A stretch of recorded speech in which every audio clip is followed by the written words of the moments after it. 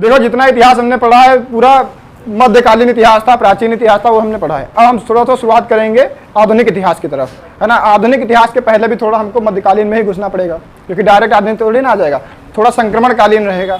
तो वहां से स्टार्ट करते हैं जहां से अंग्रेजों की शुरुआत हुई है ना। तो अंग्रेजी हुकूमत की शुरुआत कहां से हुई है वो हम देखते हैं। अंग्रेजी हुकूमत, अब बातें मत करो, हो गया बहुत। हाँ, ये सोच रहे, उम्मीदें लगाए बैठी हैं कि कल नोटें छापेंगी, यहाँ कुछ नहीं मिलने वाला, चर्चा बेकार है। तो अंग्रेजी हुकूमत की शुरुआत करते हैं ना, कैसे कैसे अंग्रेजी हुकूमत आई। छोटे छोटे स्तर से शुरुआत करते हैं। कहाँ से आया, बहुत ज्यादा रहेगा, अवध से रहेगा, बंगाल से रहेगा, है ना। मुगल हमने पढ़ी लिया है, हैदराबाद के निजाम पढ़ने होंगे, है ना, मैसूर और कर्नाटक पढ़ना होगा, जहाँ पे टीपू सुल्तान वगैरह है। तो तुम्हारे पेट में वहां से कुछ आता नहीं है, तुम्हारे पेट में ज्यादा से ज्यादा आएगा तो अवध से आएगा, मुगल से आएगा और बंगाल से आएगा। तो हम अवध और बंगाल आज देख लेते हैं, मुगल तो हमने पढ़ी रखा है ना। तो आज हम कहाँ का इतिहास देखते हैं, अवध का। कहाँ का देखेंगे, अवध का। अवध कहाँ का क्षेत्र है, किसी को पता है? हाँ, अवध इसी को कहते हैं जो लखनऊ वाला क्षेत्र है। हम लोग भी लखनऊ वाले क्षेत्र में ही आते हैं। हमारा मंडल कौन सा लगता है, लखनऊ मंडल रहता है। तो मतलब ये हमारा इतिहास है, जहाँ पे हम रहते हैं। ये अवध कौन है, हम लोग भी तो अवधी हैं, तो हमारी भाषा भी वैसी है ना। तो हम लोग अवधी हैं, हमारी भाषा अवधी है, मतलब हमारा ही इतिहास है, ये हमारे ऊपर का इतिहास है, ठीक है ना। अब वो हम देखते हैं। अब अगर हम मैप में देखें तो मैप में भी तुमको आइडिया होना चाहिए थोड़ा थोड़ा, है ना। तो मैप में अगर देखोगे, अच्छा कितने लोग जो मैप बना लेते हो, बना लेते हो ना। देखो अपना कम से कम हिंदुस्तान का मैप तो बनाना आना ही चाहिए, नहीं वर्ल्ड का बना पाते हो तो।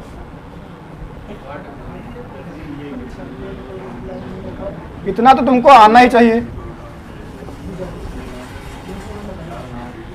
देखो लगभग अगर तुम ऐसा बना लोगे तो तुम्हारा काम चल जाएगा आराम से, है ना। इसमें तुमको समझने में आसान हो जाएगा, होएगा नहीं होएगा।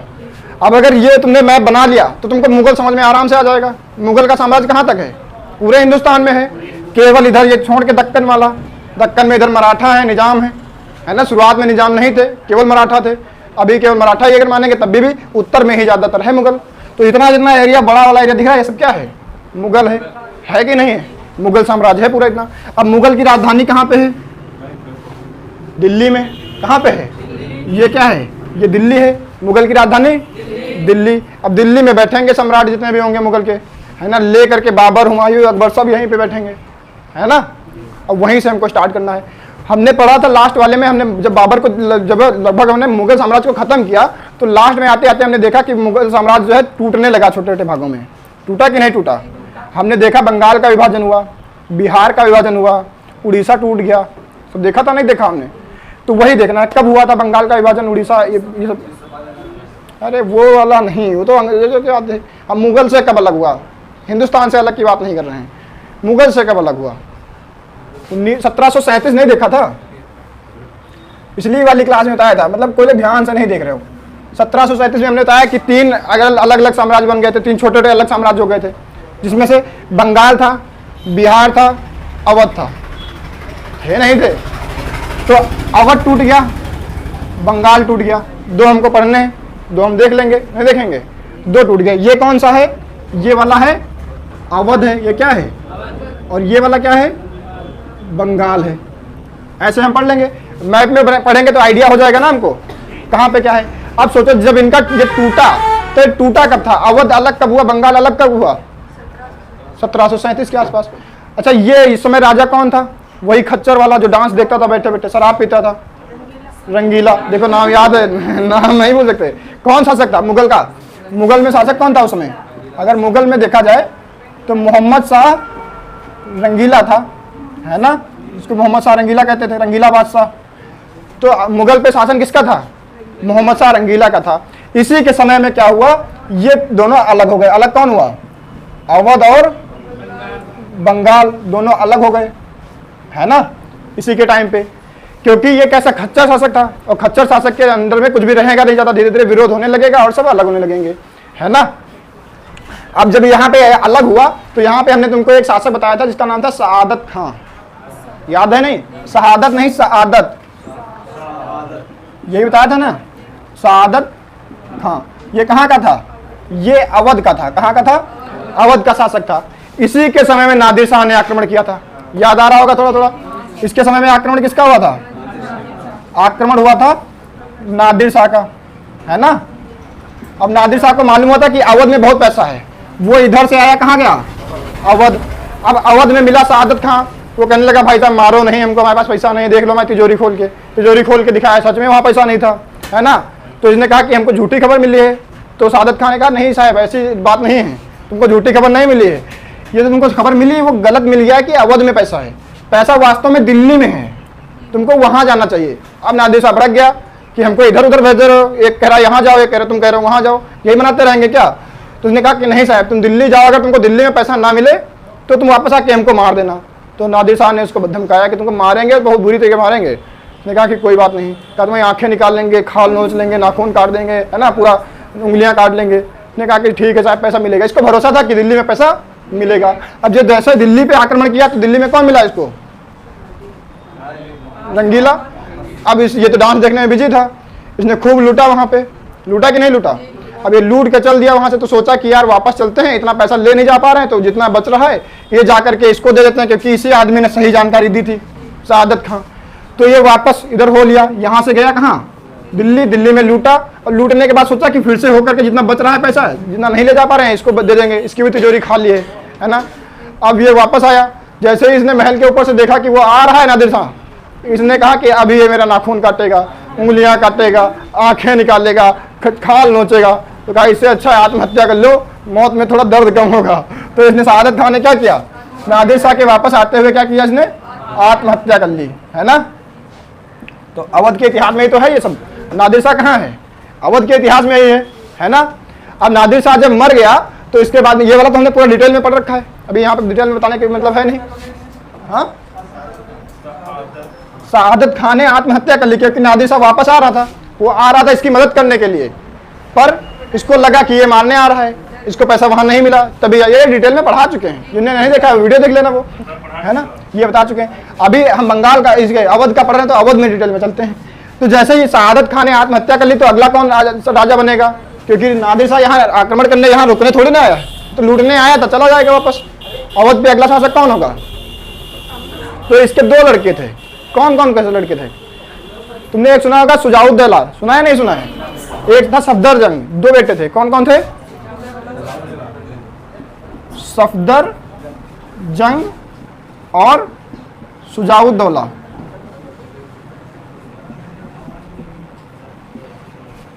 दो थे। अब दोनों में देखो, इधर देखो, सफदरजंग और शुजाउद्दौला में योग्य कौन है? शुजाउद्दौला। तो सफदरजंग तो शासन कर नहीं पाएगा, शासन कौन करेगा? शुजाउद्दौला। तो अभी अवध का नया शासक कौन हो जाएगा? शुजाउद्दौला। इधर लिख लें। तो अगला शासक कौन हो गया? शुजाउद्दौला। अभी ये क्या हुआ, इसको कैसे याद रखोगे? सूजा हुआ है ना, कि मोटा तगड़ा को होगा ऐसे, है ना, धीरे, जो मोटा तगड़ा होगा धीरे धीरे चलेगा। इसके टाइम में हो गया बवाल। इसके टाइम में बवाल क्या हुआ पता है? इसके टाइम में हुआ युद्ध, एक बक्सर का युद्ध। कौन सा? बक्सर का युद्ध कब हुआ? 1764 में। इसके टाइम पे ये हो गया। हुआ क्या, इधर जो बंगाल में शासक था उसको अंग्रेजों ने अपदस्थ कर दिया था। क्या कर दिया था? अपदस्थ कर दिया था। उसका नाम था मीर कासिम। क्या नाम था? मीर कासिम को अंग्रेजों ने अपदस्थ कर दिया। अब मीर कासिम की शुजाउद्दौला से अच्छी खासी बनती थी, वो दौड़ के कहाँ आया?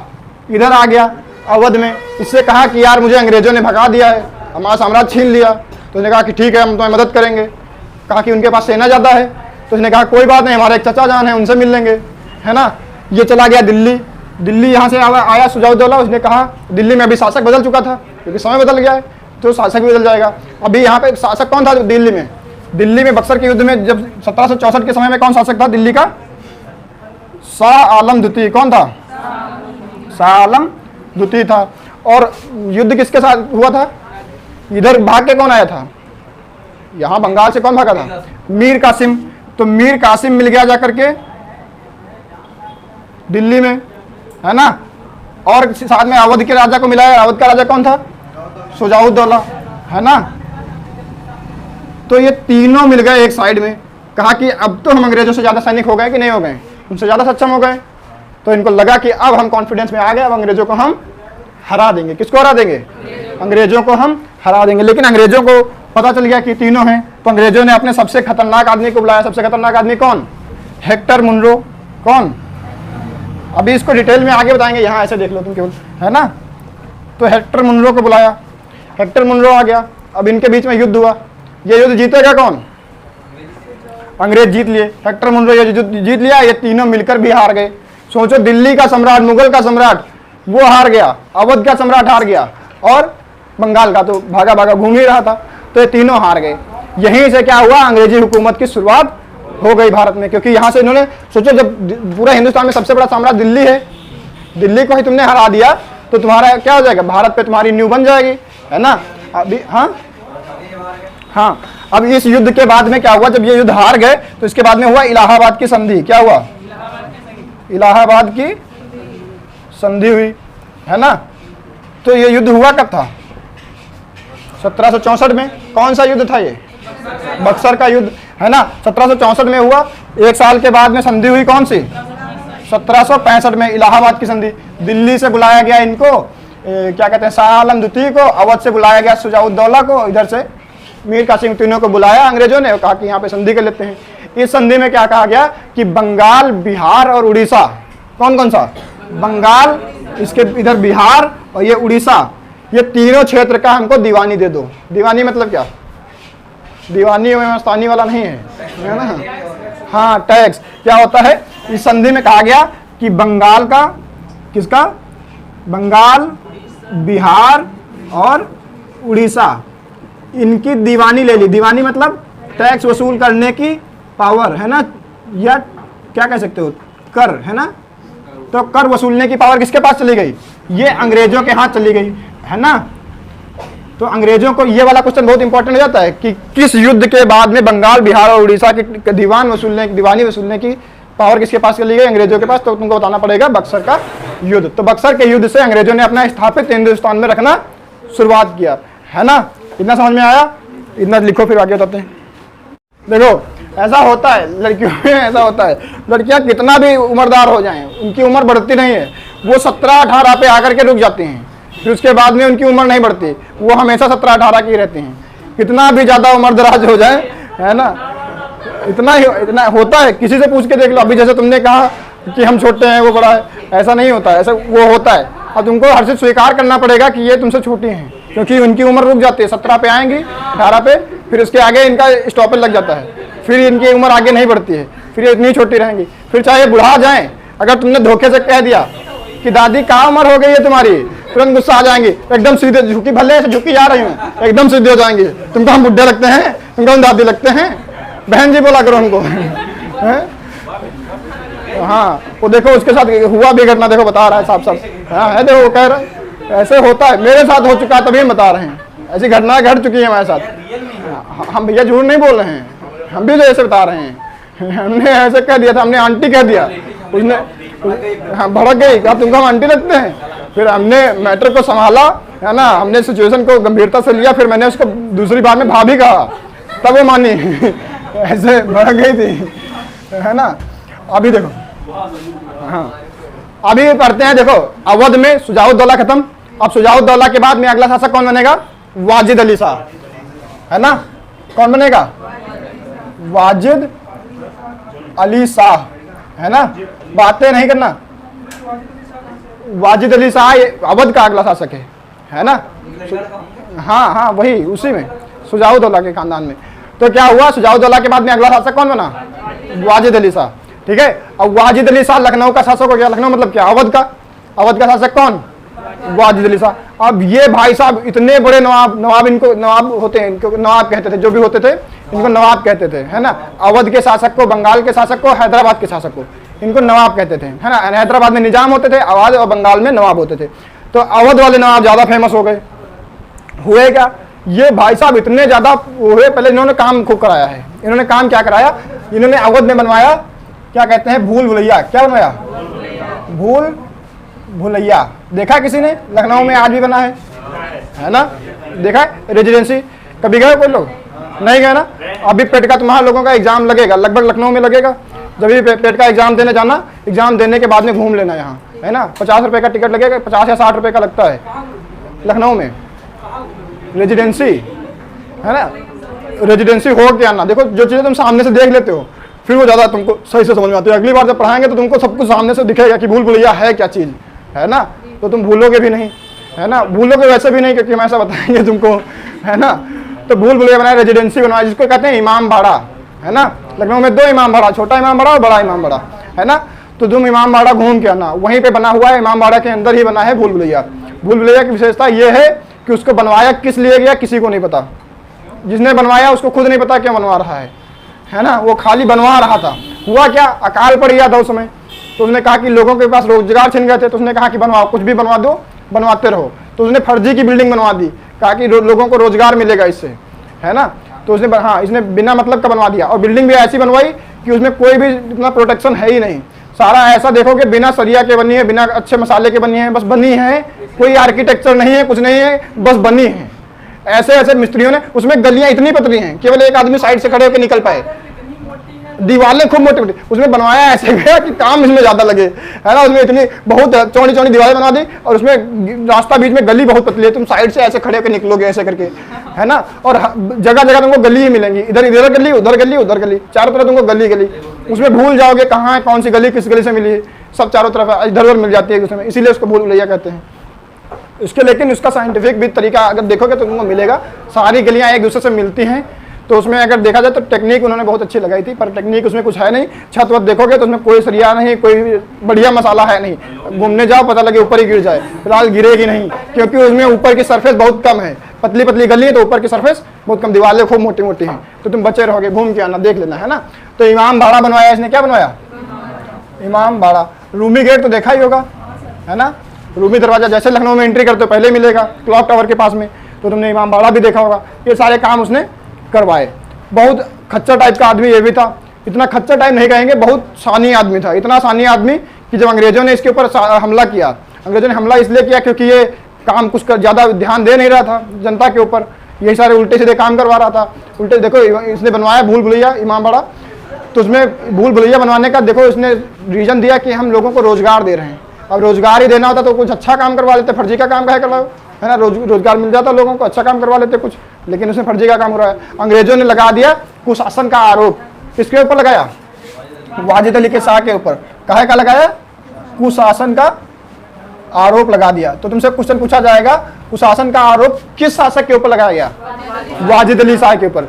और इसी कुशासन के आरोप के तहत, है ना, हड़प नीति के तहत इसके ये शासन पूरा अवध इसका हड़प लिया गया। क्या कर लिया गया, हड़प लिया गया। हड़प नीति किसने लागू की, डलहौजी ने, किसने, डलहौजी ने, है ना। तो हड़प नीति के तहत इसका क्या किया गया, ये अंग्रेजों ने इसका हड़प लिया, इसके ऊपर चढ़ाई कर दी। अभी ये बंदा बैठा हुआ था आराम से, पूरे जाल अपने क्या कह सकते हैं रुआब में बैठा हुआ था आराम से, सैनिक लोग उसकी सेवा कर रहे थे।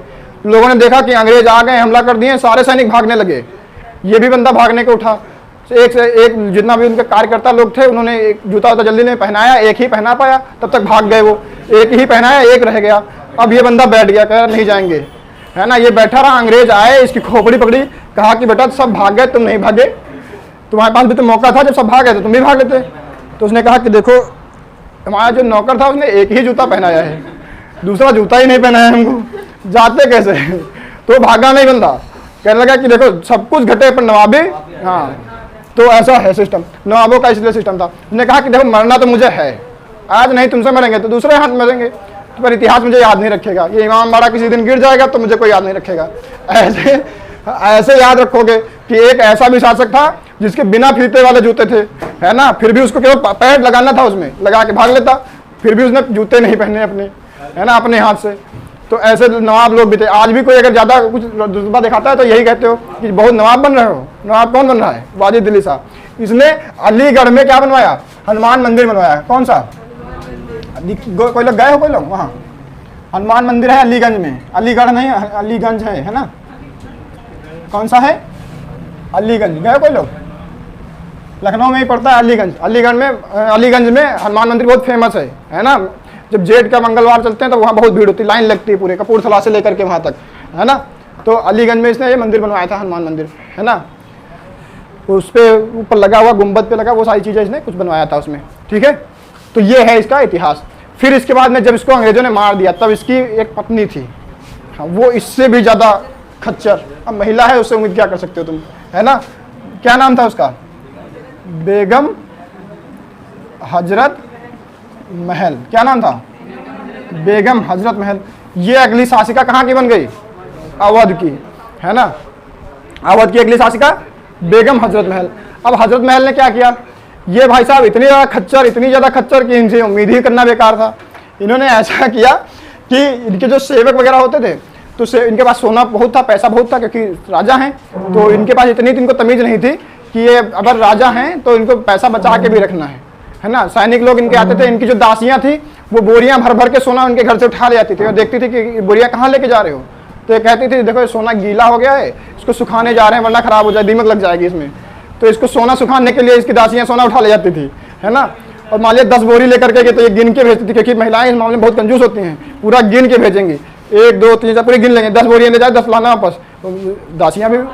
दासियां भी उनकी वही है ना, और दासियां फैला के सुखा के लेके आती, जब वापस लेके आती तो 9 बोरियां लेके आती, है ना। 1 बोरी गायब। जैसे ये देखती पूरी गिनती करवाती, इसमें एक कम है तो कहे वो तो सूख गई, अब गीली थी अब सूखेगी तो कम नहीं हो जाएगी, है ना।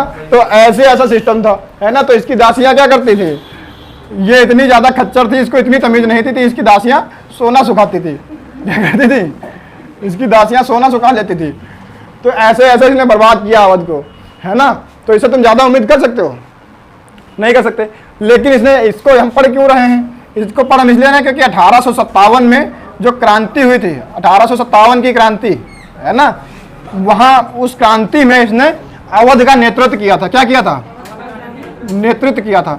नेतृत्व करने के लिए कोई बड़ा आदमी चाहिए होता, जिसका नाम बहुत ज़्यादा हो, फेमस आदमी हो, जिसकी बातें सभी सुन लें। अरे उल्टा हो गया, इधर का उधर कर लेना, है ना। 5 इधर कर लो, 7 उधर कर लो, ठीक है। अब ठीक है, 1857 में जो क्रांति हुई थी पूरे उत्तर भारत में लगभग पूरी क्रांति हो गई थी। तो जो अवध में कोई नेतृत्व करने वाला आदमी चाहिए था, तो उसमें बेगम हजरत महल को चुना गया, क्योंकि इन्होंने ये अवध की शासिका रह चुकी थी, तो इनको चुना गया। तो पूरा नेतृत्व किसने किया? बेगम हजरत महल ने अवध का नेतृत्व किया, है ना। कानपुर से नेतृत्व किया नाना साहब ने, है ना, तुमको याद होगा। झांसी से नेतृत्व किया झांसी की रानी ने, ऐसे तुमको याद रखना पड़ेगा, है ना। तो ये सारी चीजें हैं, इन्होंने क्या क्या अवध से नेतृत्व किया था, केवल इसीलिए इनको हम पढ़ रहे हैं, बाकी इनको सोना सुखाने के लिए नहीं पढ़ रहे हैं, ठीक है। बाकी 1857 की क्रांति में अवध में नेतृत्व किसने किया था?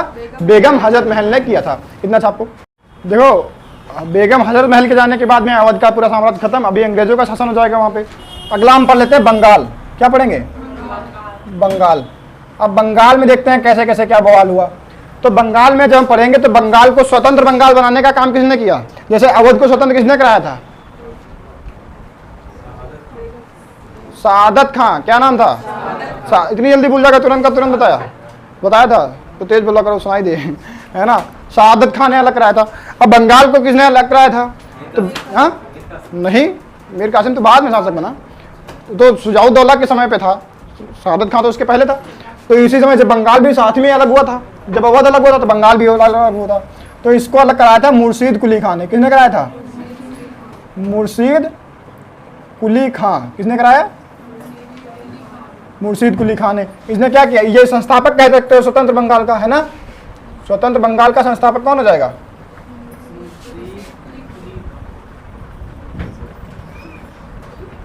स्वतंत्र बंगाल का संस्थापक हो जाएगा मुर्शीद कुली खां। इस बंदे ने कुछ विशेष काम किया नहीं, बस इतना ही किया था कि इसने अलग एक साम्राज्य बना दिया, तो इसको हम ज़्यादा पढ़ेंगे नहीं। उसके बाद में भी और शासक आते रहे, अली वर्दी खां वगैरह, उनको भी नहीं पढ़ेंगे। अगला हम शासक कौन पढ़ेंगे? देखो शासक तो बहुत आते रहते हैं, पढ़ना हमको उनसे है जिनसे हमको कुछ फायदा हो रहा हो। अवध में हमने एक शासक देखा था जिसका नाम था शुजाउद्दौला। क्या नाम था? शुजाउद्दौला। बिल्कुल सेम उसी के नाम से मिलता जुलता एक नाम यहाँ पे भी तुमको मिलेगा, जो बहुत ही ज़्यादा खच्चर टाइप का आदमी है, बहुत योग्य आदमी भी था, जिसका नाम है सिराजुद्दौला। क्या नाम है? सिराजुद्दौला। क्या नाम है? सिराजुद्दौला। देखो वैसे ही बिल्कुल शुजाउद्दौला के जैसा ही लग रहा है, शुजाउद्दौला सिराजुद्दौला, पर शुजाउद्दौला सूझा हुआ आदमी था, अवध का था वो, है ना। अवध वाले खाने पीने में बिल्कुल क्या चिकन विकन खाने वाले, है ना, तो बढ़िया वाले वैसे लोग, तो वो खा पी के बिरयानी खा के मोटा हो गया था, सूझा हुआ हो गया था। ये बंगाल का है। बंगाल का कौन है? सिराजुद्दौला, है ना। तो सिराजुद्दौला बंगाल का अगला शासक हो गया। सिराजुद्दौला के समय में हुआ क्या? सिराजुद्दौला क्या था, जब इसका साम्राज्य बना, जब इसने शासन संभाला तो इसके घर में इसका बवाल हो गया। इसकी एक चाची थी, इसका नाम था, पता है क्या है, इसकी एक चाची थी, इसका नाम था घसीटी बेगम। क्या नाम था? घसीटी बेगम, ये इसकी चाची थी, है ना। अभी देखो तुम लोग हंस रहे हो, अभी इसमें हंसने वाली बात क्या है, तुम्हारे तो नाम है ये, है ना, ये हमारे थोड़ी ना नाम है ना, तुम्ही महिलाओं में से ही किसी का नाम है, तुम्हारा भी तो हो सकता है किसी का, है ना। हाँ, हमारे लोगों के शहंशाह सिराजुद्दौला, सिराज है जिसके सिर पे, है ना, सिराजों में सिराज। अब तुम्हारा घसीटी बेगम क्या नाम है, ऐसे नाम तुम्हारे लोगों के हो सकते हैं। तो इनकी चाची थी। अच्छा, ये चाची इनकी हाँ चलो तुम लोग हंस लो, पहले मेरा गला बैठ रहा है, तुम लोग हंस रहे हो, ज़्यादा बोलना पड़ेगा मुझे। हो गया, अभी भी हंसे जा रहे हो। अब 1 घंटा तुम लोग हंसते रहना, फिर अब ऐसा नाम है तो हम क्या करें बताओ। जो जिसका नाम है वही तो बताएंगे, कि अलग से कह देंगे जिनका बेगम हजरत महल नाम है। बेगम हजरत महल जिसका था वो तो हो चुकी, अब घसीटी है तो घसीटी है। हाँ तो देखो उसमें हुआ क्या, ये चाह रही थी कि इनका बेटा बने, इनकी चाची है ना तो एक ही परिवार की होंगी, ये चाह रही थी कि इनका बेटा अगला शासक बने। लेकिन सिराजुद्दौला बहुत योग्य शासक था, जैसा कि मैंने शुरुआत में बताया। तो उसने क्या किया, घसीटी बेगम को बहुत घसीट घसीट के मारा, है ना। तो घसीटी बेगम ऐसे चली गई। अरे देख लो यार, ऐसे इतना क्या। अगला एक था राजवल्लभाचार्य। हाँ हाँ, देखो राजवल्लभाचार्य था, इसके साथ भी इसकी क्या हुई, लड़ाई हुई। इन दोनों के साथ में इसकी लड़ाई हुई, लेकिन दोनों को ही इन्होंने शांत करा दिया। किसने? सिराजुद्दौला ने। सिराजुद्दौला ने दोनों विद्रोहियों को क्या किया, शांत करा दिया। इसी के समय में अंग्रेज आए और अंग्रेजों ने इनसे परमिशन मांगी, बंगाल में गोदाम बनाने की परमिशन। क्या परमिशन मांगी? अंग्रेजों ने, अंग्रेज आए इनके पास, है ना, और अंग्रेजों ने क्या कहा, बंगाल में गोदाम बनाने की परमिशन मांगी कि हम व्यापार करना चाहते हैं तो हमको परमिशन दे दो। गोदाम बनाने की परमिशन मांग ली कि यहाँ पे हम गोदाम बनाएंगे, सारे हिंदुस्तान से जो सामान खरीद के लाएंगे वो बंगाल में रखेंगे, उसके बाद में इधर से ही हम ऐसे पानी के रास्ते निकल जाएंगे, पूरा हिंदुस्तान से खरीदेंगे, इधर बंगाल से लेकर के निकल जाएंगे। तो इसने परमिशन दे दी, इसने कहा कि ठीक है बना लो। अब अंग्रेजों को जब परमिशन मिल गई गोदाम बनाने की, तो वो तो थे खच्चर आदमी, है ना, मौके का फ़ायदा उठाने लगे। मौके का फ़ायदा क्या उठाया उन्होंने, किया कि जो बंगाल में गोदाम बनाने की परमिशन मिली थी, उस परमिशन की जगह वो क्या बनाने लगे, वो फोर्ट बनाने लगे। क्या बनाने लगे? फोर्ट बनाने लगे। फोर्ट समझते क्या है? किला। क्या बनाने लगे? किला बनाने लगे। कौन सा किला? Fort William. कौन सा किला? Fort William. फोर्ट विलियम का किला कहाँ पे है? बंगाल में है। बंगाल में फोर्ट विलियम का किला बनाने लगे। किला में अंतर ये होता है कि उसमें दीवारें बहुत मोटी होती हैं, ऊंची होती हैं। तो इसने क्या किया, ऐसा किला बनाया और खूब मोटी मोटी दीवारें उसके चारों तरफ से बना ली। उसमें एक ही रास्ता होता है जाने का अंदर, किले के अंदर, है ना, किला का सिस्टम ये होता है। तो जैसे ही इसको पता लगा सिराजुद्दौला को, कहा कि अबे तुम तो गोदाम बनाने के लिए परमिशन मांग रहे थे, गोदाम में इतनी मोटी मोटी दीवारों का क्या काम, इतनी काहे बनवा रहे हो कि बिल्कुल किला जैसा लग रहा हो। उसने कहा कि नहीं बना, हम ऐसे ही रहें, बस गोदाम ये कि चोरी न कर पाए कोई। तो कहा कि 9 इंच की दीवार बनाओ, कोई ज़रूरी है कि तुम बना दो पूरा 1-1 किलोमीटर की चौड़ी दीवार ले, क्या फ़ायदा है इसका। उसने कहा कि नहीं ऐसा ही बना रहा, कोई दिक्कत नहीं है, तुम टेंशन मत लो, हम कुछ करेंगे थोड़ी ना। कहा कि ठीक है। फिर जैसे जैसे किला आगे बढ़ता रहा, इन्होंने ऊपर तोपें लगाने वाला सिस्टम बनाना चालू कर दिया चारों तरफ से। किला में ऊपर होता है सिस्टम तोपें रखने वाला कि ऊपर से हमला कर सकें। अब इसका दिमाग खसक गया, इसको जानकारी मिली कि ऊपर तोपें रखने का सिस्टम बन रहा है। इसको लगा कि ये क्या बन रहा है, किला बन रहा है। ये आया भैया, कौन आया? सिराजुद्दौला। कहाँ आया? फोर्ट विलियम के किला में, है ना। और उस समय इसको यहाँ पे 146 लोग मिले। कितने मिले? 146 लोग यहाँ पे काम करते हुए मिले। सबको पकड़ा। क्या किया?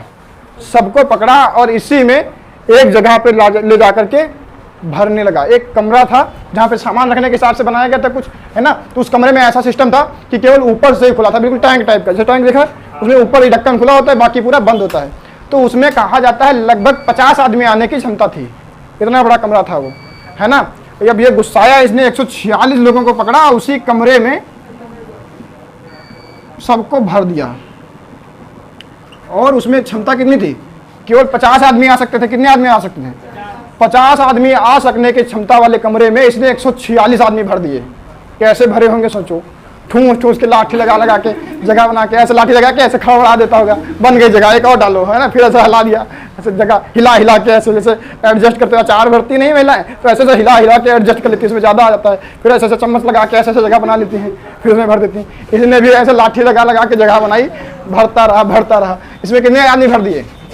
146 आदमी भर दिए, और पूरी रात भरा रहने दिया। अगले दिन खोला, ढक्कन ऊपर से बंद, ऊपर से ऐसे पूरा सिस्टम बंद। जब अगले दिन खोला तो उसमें से जिंदा कितने बचेंगे पता है? उसमें से केवल 23, 146 में केवल 23 जिंदा बचे, बाकी सारे के सारे प्रस्थान करके। कितने लोग मरे? 123 लोग मर गए, जिंदा कितने बचे? 23 बचे। इस घटना को कहते हैं ब्लैक होल की घटना। क्या कहते हैं?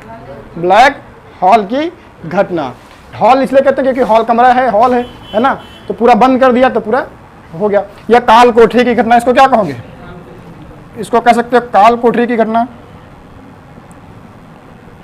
काल कोठरी या ब्लैक होल की।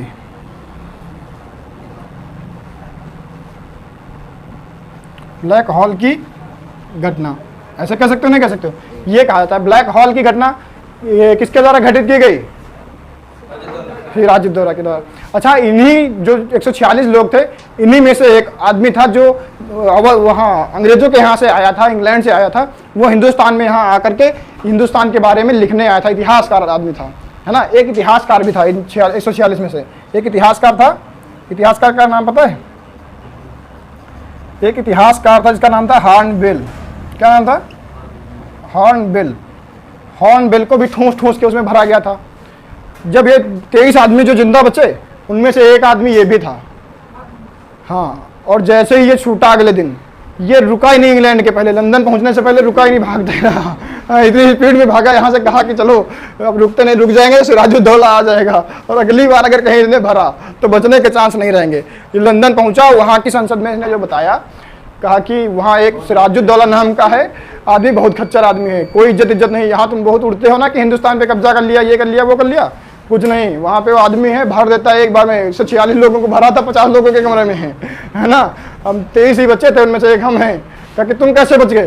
कहा कि सबसे लास्ट में हमको भरा था। कहा कि हमारी मुंडी ऊपर थी तो हम ऐसे करके सांस ले रहे थे। पूरी रात यही सोचते रहे कि अगर जिंदा रहे तो यहाँ रुकने का नहीं है, इतिहास इतिहास जाए भाड़ में, अब नहीं लिखना हमको कुछ। तो हॉर्नबिल ने क्या लिखा? ये घटना हमको कहाँ से मिलती है? हॉर्नबिल के द्वारा बताई गई जानकारी के हिसाब से हमको ये घटना मिलती है। अब अच्छा, ये बात हुई तो भड़क गए अंग्रेज। वहाँ से लंदन से एक आया प्रस्ताव कि देखो कोई आदमी हो हिंदुस्तान में हमारा जो ये सब मैटर देख सके सिराजुद्दौला को। तो इधर मद्रास में एक आदमी था जिसका नाम था क्लाइव। क्या नाम था? क्लाइव, लॉर्ड क्लाइव उसको कहते हैं, है ना। लॉर्ड नहीं लिखेंगे, केवल क्लाइव लिखेंगे, ठीक है। तो एक क्लाइव था, सेनापति था, बहुत खच्चर टाइप का आदमी। उसने कहा कि हम देखते हैं मैटर पूरा। गया भैया ये बंगाल, कहा कि सिराजुद्दौला कौन है, आए सामने हमारे। पूरे गुस्सा में सिराजुद्दौला पूरी 1 लाख की सेना लेकर के आ गया। कहा कि हम हैं सिराजुद्दौला। और उसने कहा कि और भैया बढ़िया सब हाल चाल, और तुम सुना था बहुत बढ़िया आदमी हो, हैं, हाथ मिलाया। कहा कि कुछ बताना जरूरत पड़े कभी, है ना। तुरंत वहाँ से क्या हुआ, क्लाइव वापस आ गया। कहा कि देखो 1 लाख लोगों की सेना है, वहाँ से टक्कर लेने वाला है नहीं। लेकिन उसने क्या किया, अगली बार फिर से आक्रमण किया। किसने? क्लाइव ने। कोई बात नहीं, तो अगली चुप रहो। क्लाइव ने अगली बार फिर से, लेकिन अंग्रेजों के पास दिमाग था, वो दिमाग लगाते थे। हम लोग क्या करते थे, ताकत लगाते थे, वो दिमाग लगाते थे। उसने दिमाग लगाया, है ना। तो उसने दिमाग क्या लगाया कि क्लाइव ने यहाँ जब इनका सिराजुद्दौला का एक सेनापति था, कौन था? सिराजुद्दौला का सेनापति कौन था? यहाँ बंगाल है, ये बंगाल में सिराजुद्दौला का सेनापति था जिसका नाम था मीर जाफर। क्या नाम था? मीर जाफर। तो इसको अपने पक्ष में मिला लिया, इसको घूस दे दी। क्या दिया? मीर जाफर को घूस दे दी। कहा कि अगली बार हम लड़ने आएंगे तो तुम हमारी तरफ से लड़ना, है ना। हम तुमको राजा बना देंगे, अभी तुम सेनापति हो, हम तुमको राजा बना देंगे, सिराजुद्दौला को मार देंगे और तुमको क्या बनाएंगे? राजा बना देंगे। अगली बार ये फिर से आ गया क्लाइव, है ना। और जब क्लाइव आया तो सिराजुद्दौला को लगता था कि जीत तो हम लेंगे ही लेंगे, है ना। तो पूरी 1 लाख की सेना, उसके पास ज़्यादा सेना थी। अब भैया आ गया पूरा युद्ध में। मीर जाफर ने कहा कि मालिक तुम काहे लड़ोगे, तुम जाओ, वैसे भी हम जीत लेंगे, जाओ तुम आराम से आराम करो, जाके पूरा मैटर यहाँ का हम सुलटा लेंगे। अब मीर जाफर वहाँ से चल दिया घर। कहा कि चलो देख लेना, हम चल रहे हैं तब तक। तब तक मीर जाफर ने खबर पहुंचा दी अंग्रेजों के पास कि जा रहा है सिराजुद्दौला वापस। सिराजुद्दौला को अकेले देख करके अंग्रेजों ने हत्या कर दी, है ना, और अभी इधर युद्ध भी हरवा दिया, है ना। तो इस प्रकार से ये वाला युद्ध भी ये लोग हार गए कि नहीं हार गए। इसी युद्ध को कहते हैं प्लासी का युद्ध। कौन सा? प्लासी का युद्ध। वापस अपने घर जा रहा था, अब युद्ध के मैदान से घर जाएगा कि नहीं जाएगा, है ना। ये वाला युद्ध कहाँ पे होता है? ये 1757 में होता है प्लासी के मैदान में, है ना। तो प्लासी के मैदान में ये वाला युद्ध किसके किसके बीच हुआ? सिराजुद्दौला, और सिराजुद्दौला तो था ही नहीं, मीर जाफर कहो, है ना, क्योंकि सेनापति वही था। तो मीर जाफर के बीच में हुआ और अंग्रेज। अब इनके बीच में युद्ध हुआ कैसे? ये तो एक ही में मिले थे, फॉर्मेलिटी थी ये, क्योंकि मीर जाफर तो अंग्रेजों से मिला ही था। तो ये युद्ध जीतेगा कौन? अंग्रेज जीत गए। तो प्लासी का युद्ध कौन जीता? अंग्रेज जीते। अभी कंफ्यूज मत होना कि अभी 1764 पढ़ चुके, पीछे कैसे आ गए, क्योंकि वो अवध का युद्ध था, उसमें अवध शामिल था 1764 वाले में, बक्सर वाले युद्ध में। तो वहाँ अवध से तो रिलेटेड कुछ था नहीं। इसमें क्या प्लासी के युद्ध में अवध है? नहीं। तो इसको हम क्यों पढ़ेंगे?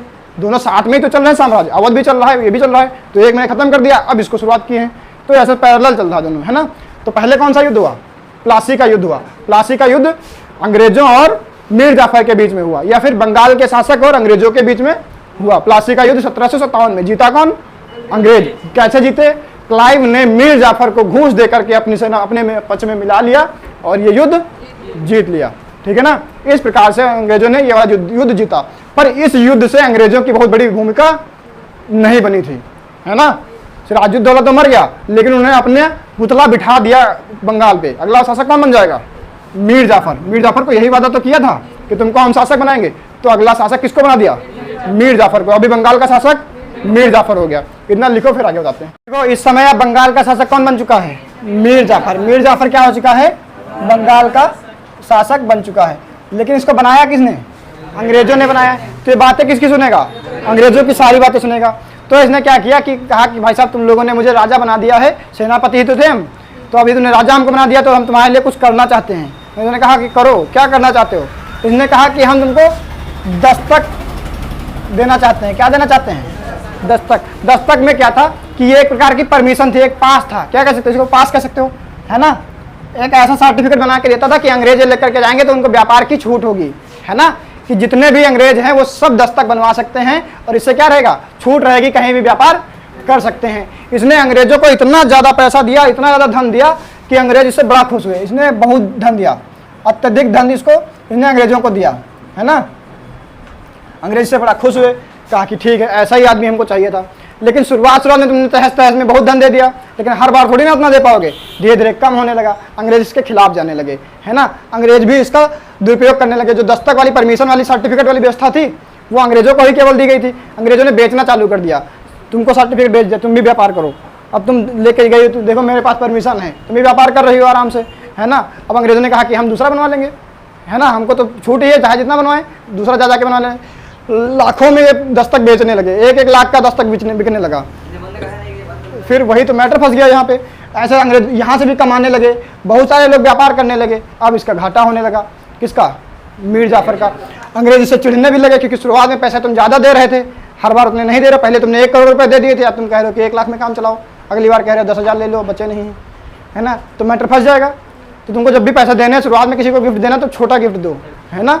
पहले 5 रुपये वाला गिफ्ट दो। अचानक से तुम अगर 200 रुपये वाली चॉकलेट खिलाओगे पहली बार में, तो फिर अगली बार में जब तुम 50 रुपये वाली लेके जाओगे तो उसकी कोई वैल्यू नहीं रहेगी, है ना। तुम शुरुआत 2 रुपये वाली से करो, फिर 200 रुपये पे पहुँचे दे तो हर बार वैल्यू बढ़ती जाएगी तुम्हारी, है ना। इसने यही गड़बड़ कर दिया। इसने क्लास ली नहीं थी, हाँ, इसने हमारी क्लास ली नहीं थी, इसको पता नहीं था ये सारा मैटर, तो एक गड़बड़ हो गया। अच्छा, इसका एक दामाद था। दामाद क्या? इसकी बेटी से शादी कर लिया एक आदमी ने, उसका नाम था मीर कासिम। क्या नाम था? मीर कासिम क्या था? इसका दामाद था, है ना। अभी इसने क्या किया? इसने किया इसके साथ गद्दारी, है ना। अंग्रेजों ने किया, मीर कासिम को बना दिया अगला सम्राट। कहा कि तुम हटो, क्योंकि बनाया तो तुमको हमने ही है, हटो, नहीं चाहिए तुम, क्योंकि ये सारा तो जीत ही लिया था उसने।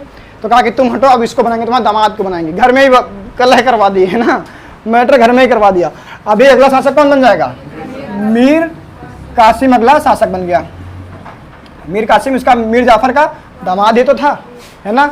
अब मीर जाफर गली गली भटकने लगा, बेरोजगार हो गया, है ना, इधर उधर भटक रहा है। अब मीर जाफर बन गया। जैसे ही मीर कासिम शासक बना, इसने कहा कि अच्छा तुमको मैटर यहाँ फंसाए पड़े हो, तुम ये इसका दुरुपयोग कर रहे हो दस्तक का।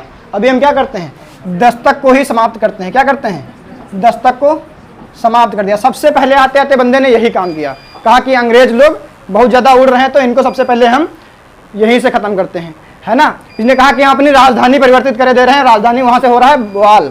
राजधानी कहाँ थी, बंगाल में थी। पूरा साम्राज्य इसका इधर तक था, तो पहले बंगाल पूरा बिहार तक हुआ करता, बंगाल में बिहार उड़ीसा सब आता था। तो इसने क्या किया कि अपनी राजधानी बंगाल से हटा दी। बंगाल में जगह थी मुर्शिदाबाद, इसकी राजधानी क्या थी, इसकी राजधानी पहले थी मुर्शिदाबाद।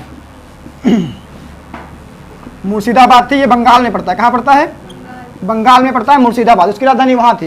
इसने क्या किया, उसकी अपनी राजधानी को मुंगेर ले आया। कहाँ ले आया, मुंगेर। मुंगेर पड़ता है बिहार में। कहाँ पड़ता है, बिहार में पड़ता है। इसने कहा कि देखो सबसे ज़्यादा बवाल इधर ही हो रहा है, अंग्रेज इधर ही अपना फोर्ट विलियम बनाए पड़े हैं, यहीं पे हर समय खोपड़ी पे बैठे रहते हैं, जब देखो तब आ जाते हैं कि ये पैसा लाओ वो पैसा लाओ। इसने कहा कि राजधानी बदल लेते हैं, इधर आ जाते हैं। अब ये बिहार चलाया, कहा कि राजधानी यहाँ रखेंगे, आएंगे, इतना रोज थोड़ी ना आ जाएंगे यहाँ पे। तो कहा कि थोड़ा बच लेंगे इनसे। अब जैसे ही मुंगेर में आया, इसने किया कि अंग्रेजों के पास हैं हथियार, हमारे पास तो तलवारें हैं, घोड़े हैं, उनके पास बंदूकें हैं। इसने कहा कि हम भी बनाएंगे, है ना।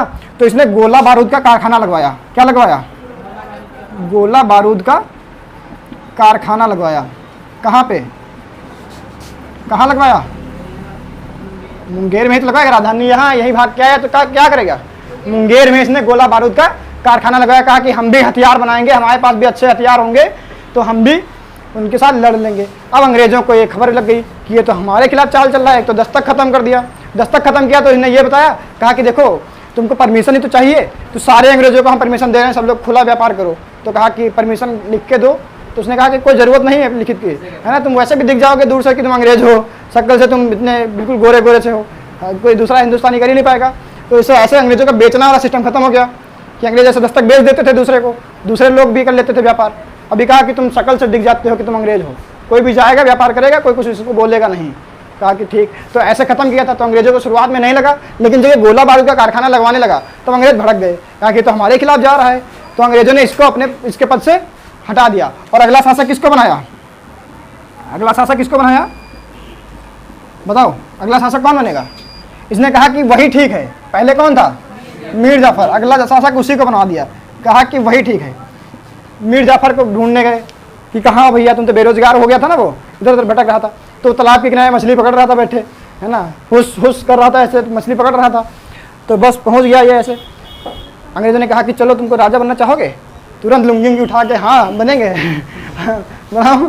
ये फिर से आ गया, कौन, मीर जाफर फिर से आ गया, राजा क्या होगा, ये बन गया। अभी मीर कासिम भड़क गया, कहा कि ये तोता उड़ मैना उड़ चल रहा है क्या, जिसको चाहोगे उसको राजा बना दोगे, जिसको चाहोगे उसको हटा दोगे, बार बार ये मैटर चल रहा है। कहा कि ऐसे चलेगा नहीं ज़्यादा दिन तक। तो ये भड़क गया। इसने क्या किया, अब ये भड़क के कहाँ गया, मीर कासिम कहाँ भड़क के जाएगा, अब ये सिराजुद्दौला के पास जाएगा। अब होगा बक्सर का युद्ध। अब यहाँ से भागा, अगला शासक बन गया मीर जाफर। तो मीर कासिम भाग के कहाँ जाएगा, इधर आएगा सिराजुद्दौला के पास। अभी बक्सर वाला युद्ध जो पढ़ा रखे हैं पीछे, अभी तो पढ़ाया। तो अक्सर अभी क्या होगा, बक्सर का इतनी कहानी है। बक्सर का युद्ध कब हुआ, 1764। अब वहाँ पे आ गए जहाँ पुराना वाला था वो वाला, अब वहीं पे आ गए। तो मीर कासिम किससे मिला जाके, हाँ किससे मिला जाके, शुजाउद्दौला से। किससे मिला, शुजाउद्दौला से मिला जाके। और शुजाउद्दौला ने कहा कि हमारे एक चचा हैं, उनसे भी मिल लेते हैं चल के। इनके चचा कौन थे, ये चला गया दिल्ली, और दिल्ली में इनको कौन मिल गया, अरे कौन था, इतनी जल्दी भूल गया, तुरंत का तुरंत, वाह क्या बात है, इससे ज़्यादा, हाँ देखो देख देख के आ रहे हैं। कौन था, शाह आलम। कौन था, शाह आलम द्वितीय, है ना। कहा कि तीनों लोग मिलकर के युद्ध करेंगे तो सही रहेगा। कहा कि हाँ चलो। अब तीनों लोग मिलकर के युद्ध करने किससे चले आए, अंग्रेजों में सेनापति कौन था, हद है, अभी भी बताया, अभी चला गया, हेक्टर मुनरो। कौन था, हेक्टर मुनरो से युद्ध किया। हेक्टर मुनरो ने इन सबको हरा दिया। बहुत खच्चर टाइप का आदमी था ये, इतना खच्चर टाइप का सेनापति था हेक्टर मुनरो कि एक बंदूक से निशाना लगाता था, अगर सैनिक के ऊपर नहीं लग रहा तो घोड़े के ऊपर निशाना लगा देता था। कहा कि घोड़ा बड़ा है, इसके ऊपर निशाना लगा दो। इतना खच्चर आदमी था कि घोड़ा गिरेगा तो सैनिक तो गिर ही जाएगा, फिर निपट लेंगे। तो ऐसा ये था। तो इसने हरा दिया किसको, तीनों को, इधर दिल्ली के शासक को भी, अवध के शासक को भी और बंगाल के शासक को भी। पूरा हिंदुस्तान इसने लगभग जीत लिया। अब इसी युद्ध से शुरू हो जाती है अंग्रेजों की हुकूमत। समझ में आया? अभी ये युद्ध कौन जीता? Hector Munro. तीनों हार गए। अभी तीनों को हेक्टर मुनरो ने बहुत मारा, मीर कासिम को भी मारा, शुजाउद्दौला को ऐसा मार मार के सुझाया कि वो 1 साल तक ठीक ही नहीं हो पाया, है ना, उसने इलाज ही खूब कराया अपना। फिर उसके बाद में इसको भी, दिल्ली के शासक को भी मारा। दिल्ली का शासक कौन? शाह आलम द्वितीय। तीनों को खूब मारा। 1 साल इनको सबको लग गया अपना इलाज करवाने में ही। 1 साल बाद 1764 के 1 साल बाद कब होगा? 1765। तब इनको बुलाया, कहा कि देखो दिल्ली वाला जो है ये, इसको दिल्ली में अगर जाएंगे मिलने, अंग्रेजों ने सोचा तो दिल्ली में इसके रिश्तेदार बहुत हैं, है ना, मुगलों का पूरा खानदान बहुत बड़ा है, कहा कि वहाँ पे मैटर फंस जाएगा, तो इसको बुलाओ इधर इलाहाबाद में। कहा कि अवध वाले तुम भी इलाहाबाद आओ, कहा बंगाल वाले तुम भी इलाहाबाद आओ। तीनों को कहाँ बुलाया? इलाहाबाद। 1765 में बुलाया कहाँ पे? इलाहाबाद में।